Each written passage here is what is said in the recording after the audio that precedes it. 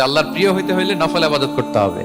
কি কি নফল ইবাদত করে আল্লাহ তাআলার প্রিয় হতে পারে আমি দুই একটি আপনাদের সাথে শেয়ার করব ইনশাআল্লাহ। এক নাম্বার, আল্লাহর কোরআনের তেলাওয়াত। এটা আল্লাহর বাণী। কোরআন তেলাওয়াত মানে আল্লাহর সাথে কথা বলা।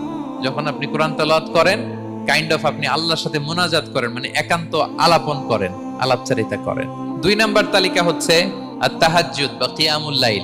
দুই রাকাত করে মাঝরাতে যে সালাতটা বিষ্ণু ইসলাম পড়তেন, এটাকে বলে কিয়ামুল লাইল বা তাহাজ্জুদ।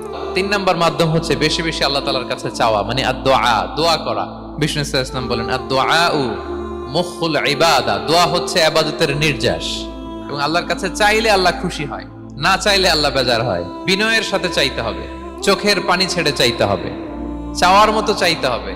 চাওয়ার মতো চাইলে আল্লাহ দেয়। আল্লাহ তাআলা আমাদের সবাইকে তার প্রিয় ভাজন বান্দাদের তালিকায় অন্তর্ভুক্ত করে নেক। আমরা সবাই পড়ি আমিন।